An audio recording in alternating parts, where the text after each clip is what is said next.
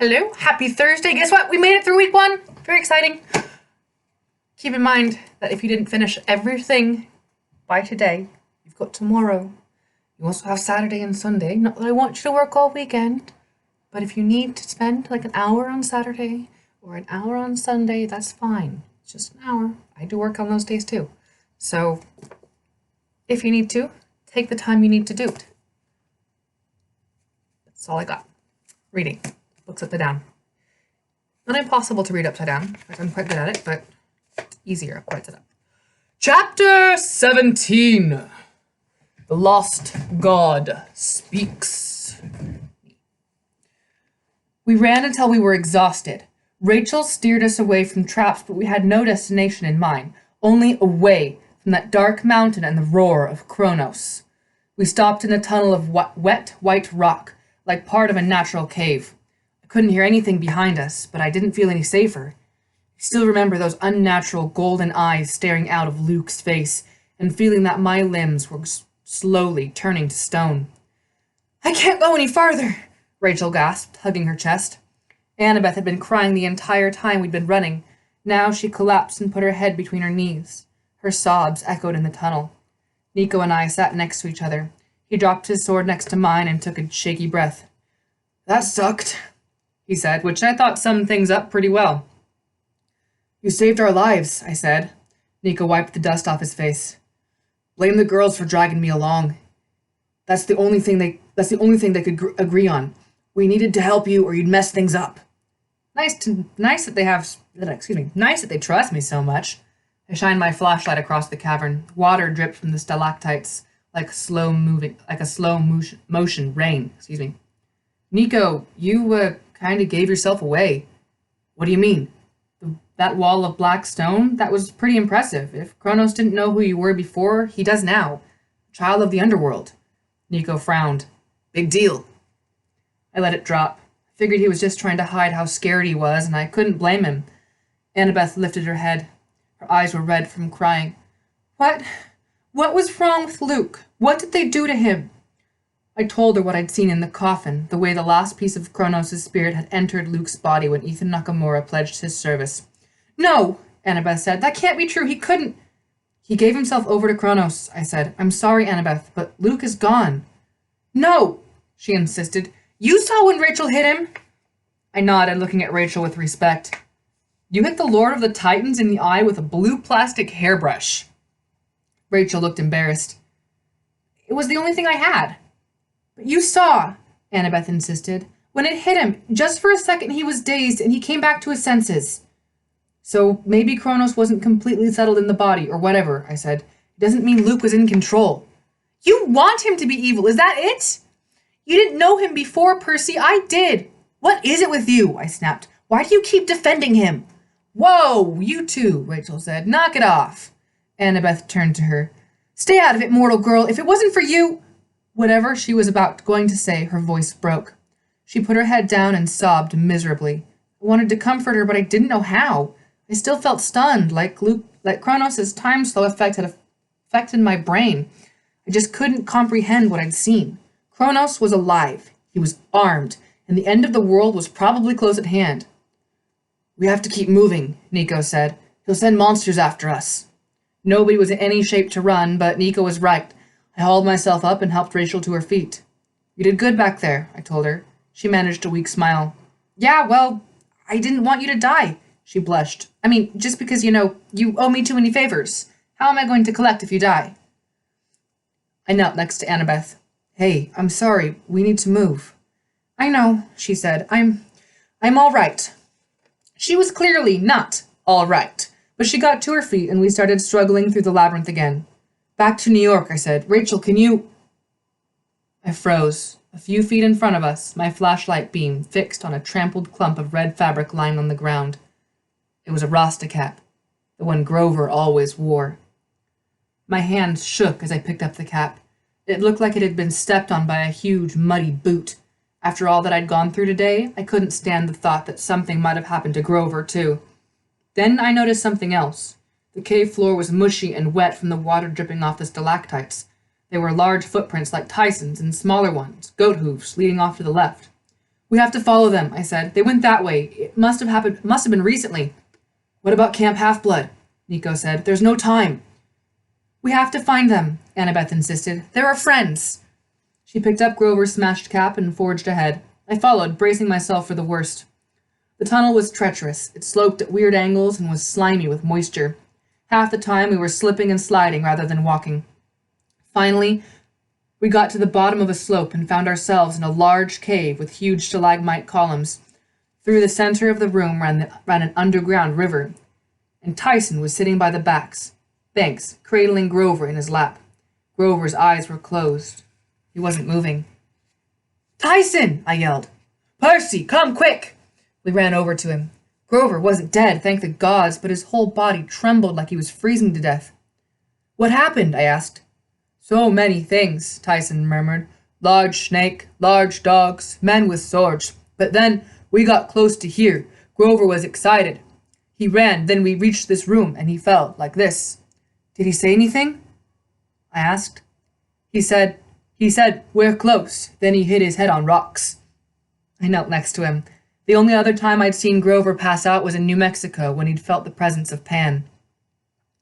I shined my flashlight around the cavern. The rocks glittered. At the far end was the entrance to another cave, flanked by gigantic columns of crystal that looked like diamonds. And beyond that entrance... Grover, I said, wake up! Annabeth knelt next to him and splashed icy cold water in his face. Splat! His eyes fluttered. Percy? Annabeth? Where? It's okay, I said. You passed out. The presence was too much for you. I remember. Pan! Sorry, I had to go rescue a lizard from my cat. Did you know that when a lizard is attacked, some lizards, their tails fall off? Automatically, it's a defense system. Their tails will fall off. And then those tails, they keep moving. It's kind of cool, but it's also really weird and kind of creepy. Lizard made it okay outside without its tail. Tail will grow back eventually. Fun times. Where was I? Ah, yes. It's okay, I said. You passed out. The presence was too much for you. I remember. Pan. Yeah, I said. Something powerful is just beyond that doorway. I made quick introductions since Tyson and Grover had never met Rachel. Tyson told Rachel she was pretty, which made Annabeth's nostrils flare like she was going to blow fire. Anyway, I said, come on, Grover, lean on me. Annabeth and I helped him up, and together we waded across the underground river. The current was strong. The water came up to our waists. I willed myself to stay dry, which is a handy little ability, but it didn't help the others, and I could still feel the cold, like wading through a snowdrift. I think we're in Carlsbad Caverns, Annabeth said, her teeth chattering.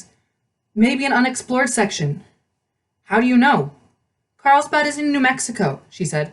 That would explain last winter. I nodded. Grover's swimming episode had happened when we passed through New Mexico. That's where he'd felt closest to the power of Pan. We got out of the water and kept walking. As the crystal pillars loomed larger, I started to feel the power emanating from the next room. I'd been in the presence of gods before, but this was different. My skin tingled with living energy. My weariness fell away as if I'd just gotten a good night's sleep. I could feel myself growing stronger, like one of those plants in a time-lapse video. And the scent coming from the cave was nothing like the dank, wet underground. It smelled of trees and flowers and a warm summer day. Grover whimpered with excitement. I was too stunned to talk. Even Nico seemed speechless. We stepped into the cave, and Rachel said, "Oh, wow." The walls glittered with crystals, green, red, and blue. In the strange light, beautiful plants grew, giant orchids, star-shaped flowers, vines bursting with orange and purple berries that crept among the crystals. The cave floor was covered with soft green moss. Overhead, the ceiling was higher than a cathedral, sparkling like a galaxy of stars. In the center of the cave stood a Roman-style bed, gilded wood, shaped like a curly U with velvet cushions. Animals lounged around it, but they were animals that shouldn't have been alive. There was a dodo bird, something that looked like a cross between a wolf and a tiger, a huge rodent like the mother of all guinea pigs. and roaming behind the bed, picking berries with his trunk, was a woolly mammoth. On the bed lay an old satyr. He watched us as we approached, his eyes as blue as the sky. His curly hair was white, and so was his pointed beard. Even his goat fur on his legs was frosted with gray, and his horns were enormous, glossy brown and curved. There was no way he could have hidden those under a hat like Grover did, and around his neck hung a set of reed pipes. Grover fell to his knees in front of the bed. "Lord Pan!" The god smiled kindly, but there was sadness in his eyes. "Grover, my dear brave satyr, I have waited a long time for you." "I got lost," Grover apologized. Pan laughed. It was a wonderful sound, like the first breeze of springtime, filling the whole cavern with hope. The tiger wolf sighed and rested its head on the god's knee. The dodo bird pecked affectionately at the god's hooves, making a strange sound in the back of its bill. I could swear it was humming "It's a Small World." Still, Pan looked tired. His whole form shimmered as if he were made of mist. I noticed my other friends were kneeling. They had odd looks on their faces. I got to my knees. "You have a humming dodo bird," I said stupidly. The god's eyes twinkled. "Yes, that's Dee Dee, my little actress." Dee Dee the dodo looked offended. She pecked at Pan's knee and hummed something like a funeral dirge. "This is the most beautiful place," Annabeth said. "It's better than any building ever designed." "I'm glad you like it," Pan said. "It's one of the last wild places. My realm above is gone, I'm afraid. Only pockets remain, tiny pieces of life.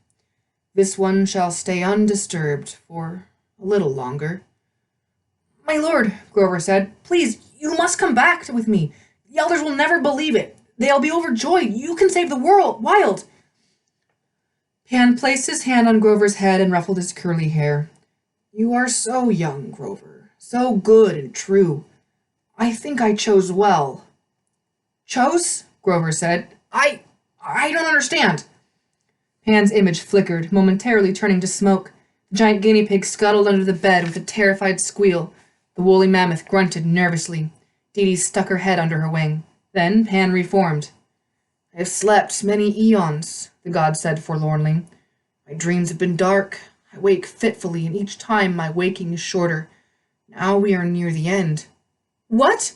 Grover cried. "But no, you're right here." "My dear satyr," Pan said, "I tried to tell the world 2,000 years ago. I announced it to Lysis, a satyr very much like you. He lived in Ephesus, and he tried to spread the word." Annabeth's eyes widened. "The old story. A sailor passing by the coast of Ephesus heard a voice crying out from the shore. 'Tell them the great god Pan is dead.'" "But that wasn't true," Grover said. "Your kind never believed it," Pan said. "You sweet, stubborn satyrs refused to accept my passing, and I love you for that. But you only delayed the inevitable. You only prolonged my long, painful passing, my dark twilight sleep. It must end." "No!" Grover's voice trembled. "Dear Grover," Pan said, "you must accept the truth. Your companion, Nico, he understands." Nico nodded slowly. "He's dying. He should have died long ago. This is more like a memory." "But gods can't die," Grover said. "They can fade," Pan said. "When everything they stood for is gone, when they cease to have power and their sacred places disappear. The wild, my dear Grover, is so small now, so shattered, that no god can save it. My realm is gone. That is why I need you to carry a message. You must go back to the council. You must tell the satyrs and the dryads and the other spirits of nature that the great god Pan is dead. Tell them of my passing, because they must stop waiting for me to save them. I cannot. The only salvation you must make yourself. Each of you must—" He stopped and frowned at the dodo bird, who had started humming again. "Dee Dee, what are you doing?" Pan demanded. "Are you singing Kumbaya again?" Dee Dee looked up innocently and blinked her yellow eyes. Pan sighed. "Everybody's a cynic. But as I was saying, my dear Grover, Each of you must take up my calling. But no, Grover whimpered. Be strong, Pan said. You have found me, and now you must release me. You must carry on my spirit. It can no longer be carried by a god. It must be taken up by all of you. Pan looked straight at me with his clear blue eyes, and I realized he wasn't just talking about the satyrs. He meant half-bloods too, and humans, everyone. Percy Jackson, the god said, I know what you have seen today. I know your doubts. But I give you this news. When the time comes, you will not be ruled by fear. He turned to Annabeth. Daughter of Athena, your time is coming. You will play a great role, though it may not be the role you imagined. Then he looked at Tyson. Master Cyclops, do not despair. Heroes rarely live up to our expectations. But you, Tyson, your name shall live among the Cyclopes for generations. And Miss Rachel Dare. Rachel flinched when he said her name. She backed up like she was guilty of something, but Pan only smiled. He raised his hand in a blessing. I know you believe that you cannot make amends, he said, but you are just as important as your father. Rachel faltered, and a tear traced down her cheek. I know you don't believe this now, Pan said, but look for opportunities. They will come. Finally, he turned back to Grover. My dear satyr, Pan said kindly, will you carry my message? I can't. You can, Pan said. You are the strongest and bravest.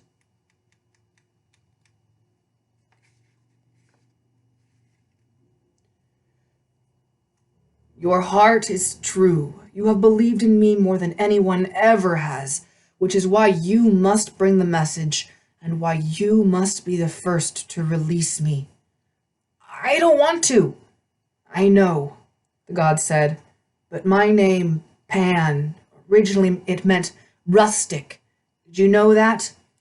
But over the years it has come to mean all. The spirit of the wild must pass to all of you now. You must tell each one you meet, if you would find Pan, take up Pan's spirit. Remake the wild a little at a time, each in your own corner of the world. You cannot wait for anyone else, even a god, to do that for you. Grover wiped his eyes. Then slowly he stood. I've spent my whole life looking for you. Now, I release you. Pan smiled. Thank you, dear satyr. My final blessing. He closed his eyes, and the god dissolved. White mist divided into wisps of energy, but this kind of energy wasn't scary like the blue power I'd seen from Kronos. It filled the room. A curl of smoke went into my mouth and Grover's and the others, but I think more of it went into Grover's. The crystals dimmed. The animals gave us a sad look. Dee Dee the dodo sighed. Then they all turned gray and crumbled to dust. The vines withered, and we were alone in a dark cave with an empty bed. I switched on my flashlight. Grover took a deep breath. Are you okay? I asked him. He looked older and sadder. He took his cap from Annabeth, brushed off the muck, and stuck it firmly on his curly head. We should go now, he said, and tell them. The great god Pan is dead. And that is the end of chapter 17. It's a little short, but let me see how in chapter 18 ends. That's quite long. Yeah, it's a little long. Well, actually. No, I'll leave this one a little short. Chapter 18 is Grover Causes a Stampede. Maybe I'll remember to read tomorrow. Who knows? I'll try. Excuse me. Sorry about the lizard.